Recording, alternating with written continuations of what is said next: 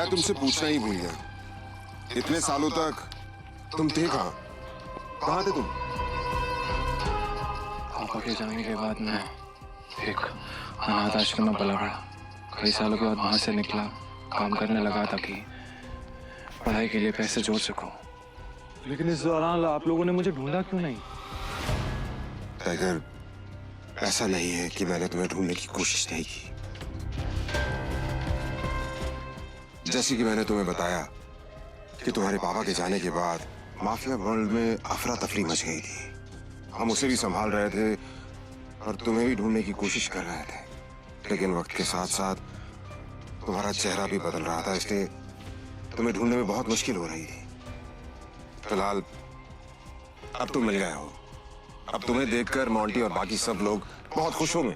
Monty का नाम सुनते ही अभिनव को गुस्सा आ गया था। मोंटी एक गद्दार का बेटा था। अभिनव ना तो उस गद्दार के बेटे से मिलना चाहता था और ना ही बात करना चाहता था। लेकिन पापा ने तो मुझे कभी इस माफिया ग्रुप के बारे में कुछ बताया ही नहीं। वो चाहते तो मुझे बता भी सकते थे। तब तुम बहुत छोटे थे, शायद इसीलिए संजय ने तुम्हें इन सब चीजों से दूर रखा। लेकिन मेरा यकीन मानो, मैंने तुम्हें ढूंढने की बहुत कोशिश की। अब तुम मिल गए हो तो मुरझाया हुआ द माफिया किंग फिर से जिंदा हो जाएगा। चीयर्स। अभिनव के मन में कई सारे सवाल उठ रहे थे।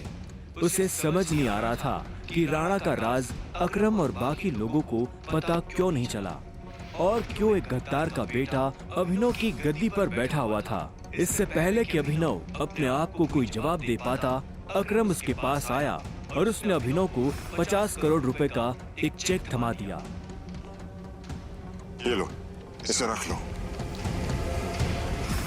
जब तक तुम टाइगर की पोजीशन नहीं पा लेते, तब तक तुम्हें इसकी जरूरत पड़ेगी। अभिनव ने अकरम के हाथ से चेक लिया और उसे देखने लगा। उसकी जिंदगी पलट तो गई थी, लेकिन अभी भी ऐसे कई सवाल थे जिनके जवाब उसे नहीं मिले थे। एक बात और, तुम्हारी असली पहचान के बारे में फिलहाल किसी को कुछ पता नहीं लगना चाहिए। इसलिए अभी तक जैसे जीते आए थे वैसे ही जीते रहना, समझे? अभिनव ने हाँ में सिर हिलाया और दोनों कमरे से बाहर आ गए। इधर अनन्या चिंता भरी निगाहों से उस कमरे के दरवाजे को देख रही थी जिसमें अभिनव और अकरम थे। वो ये जानने के लिए बेताब थी कि उन दोनों के बीच अंदर क्या बात हो रही थी और अभिनव को आने में इतनी देर क्यों लग रही थी। लगता है आज अभिनव अपनी दवा चखेगा।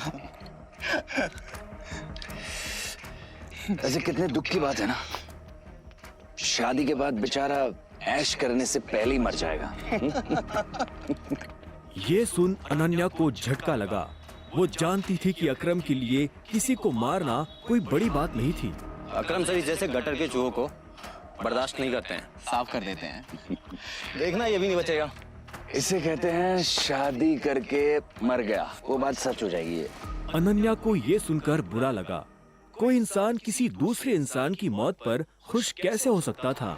प्लीज एटलीस्ट उसके बारे में इस तरह से बात तो मत करो। तो कैसी बातें करें? जिसके जैसे लक्षण होता है ना, उसके बारे में वैसी ही बातें होंगी। देवेन सही कह रही है वो।